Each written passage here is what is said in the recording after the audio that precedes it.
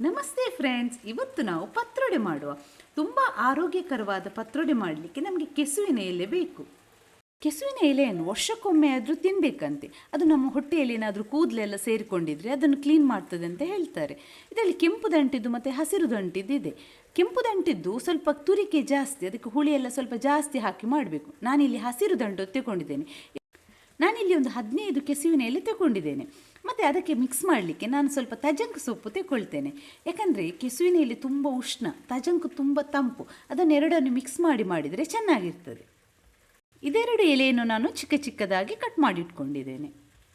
ಇದನ್ನು ಮಾಡಲಿಕ್ಕೆ ನಾನೊಂದು 2 ಗ್ಲಾಸ್ನಷ್ಟು ರೇಷನ್ ಅಕ್ಕಿ ತಗೊಂಡಿದ್ದೇನೆ. ನೀವು ಬೇಕಾದರೆ ಕುಚ್ಚಲಕ್ಕಿ ತಗೊಳ್ಬೋದು, ಅಥವಾ 1 ಗ್ಲಾಸ್ ಕುಚ್ಚಲಕ್ಕಿ, 1 ಗ್ಲಾಸ್ ರೇಷನ್ ಅಕ್ಕಿ ಅಥವಾ ಬೆಳ್ತಕ್ಕಿ ತಗೊಳ್ಬೋದು.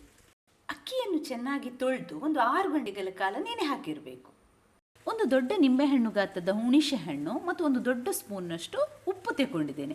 ಇದನ್ನು ನಾವು ಅಕ್ಕಿಯ ಜೊತೆಗೆ ಸೇರಿಸಿ ಚೆನ್ನಾಗಿ ರುಬ್ಬಬೇಕು. ಇದು ಕೆಸುವಿನ ಎಲೆ ತುರಿಕೆ ಇರ್ತದಲ್ಲ, ಅದನ್ನು ತಪ್ಪಿಸಲಿಕ್ಕೆ ನಾವು ಹಿಟ್ಟಿಗೆ ಸಹ ಹುಣಸೆ ಹಣ್ಣು ಹಾಕ್ತೇವೆ. ಅಕ್ಕಿಯನ್ನು ನಾವು ಚೆನ್ನಾಗಿ ರುಬ್ಬಿಟ್ಕೊಳ್ಬೇಕು ನುಣ್ಣಗೆ, ಮತ್ತು ಅದು ಅದಕ್ಕೆ ಇರಬೇಕು.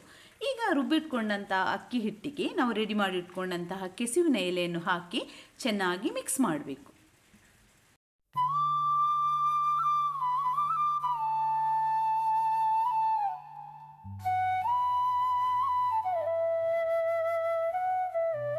ಗಟ್ಟಿಯಾದ ಹದಕ್ಕೆ ರೆಡಿ ಮಾಡಿಟ್ಕೊಂಡಂಥ ಈ ಹಿಟ್ಟನ್ನು ನಾವು ಸಾಗುವಾನಿ ಎಲೆಯಲ್ಲಿ ಹಾಕಿ ನಾವು ಹಬೆಯಲ್ಲಿ ಬೇಯಿಸಬೇಕು. ನಿಮಗೆ ಸಾಗುವಾನಿ ಎಲೆ ಸಿಗದಿದ್ದರೆ ನೀವು ಬಾಳೆ ಎಲೆಯಲ್ಲಿ ಸಹ ಮಾಡ್ಬೋದು.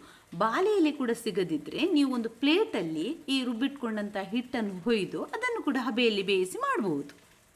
ಒಂದು ಸಾಗುವಾನಿ ಎಲೆ ತೆಕ್ಕೊಂಡು ನಾವು ರೆಡಿ ಮಾಡಿಟ್ಕೊಂಡಂಥ ಹಿಟ್ಟಿನಿಂದ ಸ್ವಲ್ಪ ಹಿಟ್ಟು ತೆಕ್ಕೊಂಡು ಅದರ ಮೇಲೆ ಸ್ಪ್ರೆಡ್ ಮಾಡಬೇಕು. ನಾವು ತುಂಬ ತೆಳುವಾಗಿ ಮಾಡಬೇಡಿ ಮತ್ತು ತುಂಬ ದಪ್ಪಕ್ಕೆ ಮಾಡಬೇಡಿ. ಯಾಕಂದರೆ ಇದು ಹಬೆಯಲ್ಲಿ ಬೆಂದ ನಂತರ ನಾವು ಇದನ್ನೊಂದು ಕ್ಯೂಬ್ಸ್ಗಳಾಗಿ ಕಟ್ ಮಾಡ್ತೇವೆ, ಮತ್ತೊಂದು ಗ್ರೇವಿಯಲ್ಲಿ ಹಾಕಲಿಕ್ಕೆ ಇದೆ ನಮಗೆ. ಇದನ್ನೆಲ್ಲ ನಾವು ಚೆನ್ನಾಗಿ ಹೀಗೆ ಫೋಲ್ಡ್ ಮಾಡಿ ಹಬೆಯಲ್ಲಿ ಒಂದು 20 ನಿಮಿಷದವರೆಗೆ ಬೇಯಿಸಬೇಕು. ಈಗ ನಾವು ಇದಕ್ಕೆ ಗ್ರೇವಿ ಮಾಡಲಿಕ್ಕೆ ಏನೆಲ್ಲ ಸಾಮಗ್ರಿಗಳು ಬೇಕು ಅಂತ ನೋಡುವ. 5 ಬ್ಯಾಡಗಿ ಮೆಣಸು ತಗೊಂಡಿದ್ದೇನೆ ನಾನಿಲ್ಲಿ. 2 ದೊಡ್ಡ ಚಮಚದಷ್ಟು ಕೊತ್ತಂಬರಿ ಬೀಜ, 1 ಕಪ್ನಷ್ಟು ತೆಂಗಿನ ತುರಿ, 1 ದೊಡ್ಡ ನಿಂಬೆಹಣ್ಣಿನ ಗಾತ್ರದ ಹುಣಸೆ ಹಣ್ಣು, 3 ಎಸಳು ಬೆಳ್ಳುಳ್ಳಿ, ಅರ್ಧ ಚಮಚದಷ್ಟು ಜೀರಿಗೆ, ಮತ್ತು ಒಂದು 1/4 ಚಮಚದಷ್ಟು ಸಾಸಿವೆ ತಗೊಂಡಿದ್ದೇನೆ, ಮತ್ತು ಅರ್ಧ ಚಮಚದಷ್ಟು ಅರಿಶಿನ, ಒಂದು 10 ಕಾಳಿನಷ್ಟು ಮೆಂತೆಕಾಳು, ಮತ್ತು ಅರ್ಧ ಈರುಳ್ಳಿಯನ್ನು ಚಿಕ್ಕದಾಗಿ ಕಟ್ ಮಾಡಿಟ್ಕೊಂಡಿದ್ದೇನೆ.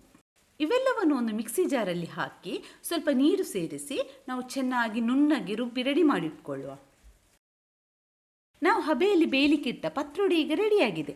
ನಾವು ಅದರಿಂದ ಈಗ ಒಂದು ತೆಕೊಂಡು ಇದನ್ನು ಈ ರೀತಿ ಓಪನ್ ಮಾಡಿ ಚಿಕ್ಕ ಚಿಕ್ಕ ಕ್ಯೂಬ್ಸ್ಗಳಾಗಿ ಕಟ್ ಮಾಡಬೇಕು. ನೋಡಿ, ಈ ಥರ ಕಟ್ ಮಾಡಬೇಕು. ಇದನ್ನು ಮತ್ತೆ ಮಸಾಲೆಗೆ ಹಾಕಲಿಕ್ಕಿದೆ ನಮಗೆ.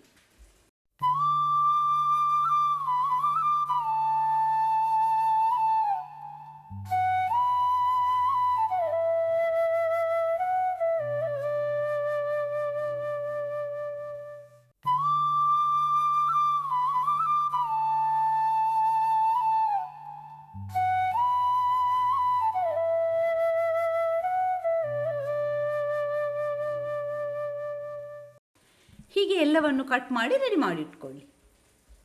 ಈಗ ಒಂದು ಪಾತ್ರೆಯನ್ನು ಬಿಸಿಯಾಗಲಿಕ್ಕೆ ಇಟ್ಟು ಅದಕ್ಕೆ 2 ಚಮಚದಷ್ಟು ಎಣ್ಣೆ ಸೇರಿಸುವ. ಅದು ಬಿಸಿಯಾದಾಗ ಅದಕ್ಕೆ ಒಂದು ಅರ್ಧ ಚಮಚದಷ್ಟು ಸಾಸಿವೆ, ಒಂದು ಅರ್ಧ ಚಮಚದಷ್ಟು ಉದ್ದಿನಬೇಳೆ ಸೇರಿಸಿ ಫ್ರೈ ಮಾಡುವ. ಮತ್ತು ಅದಕ್ಕೊಂದು 4-5 ಜಜ್ಜಿದ ಬೆಳ್ಳುಳ್ಳಿಯನ್ನು ಕೂಡ ಸೇರಿಸುವ.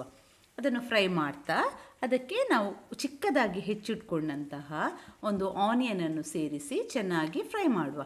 ಅದು ಸ್ವಲ್ಪ ಫ್ರೈ ಆದಾಗ ನಾವು ರುಬ್ಬಿಟ್ಕೊಂಡಂತಹ ಮಸಾಲೆಯನ್ನು ಕೂಡ ಅದಕ್ಕೆ ಸೇರಿಸಿ ಬಿಸಿ ಮಾಡುವ. ಈಗ ಇದಕ್ಕೆ ರುಚಿಗೆ ತಕ್ಕಷ್ಟು ಉಪ್ಪು ಹಾಕುವ. ಉಪ್ಪು ಸ್ವಲ್ಪ ಚೆನ್ನಾಗಿ ಹಾಕಬೇಕು, ಯಾಕಂದರೆ ನಾವು ಹಿಟ್ಟಿಗೆ ಕೂಡ ಸ್ವಲ್ಪ ಹಾಕಿದ್ದೇವೆ, ಆದರೆ ಈ ಮಸಾಲೆಗೆ ಕೂಡ ಒಳ್ಳೆ ಉಪ್ಪು ಹಾಕಿದರೆ ಉಪ್ಪು ಹುಳಿ ಎಲ್ಲ ಸೇರಿ ಚೆನ್ನಾಗಿರ್ತದೆ ಅದು.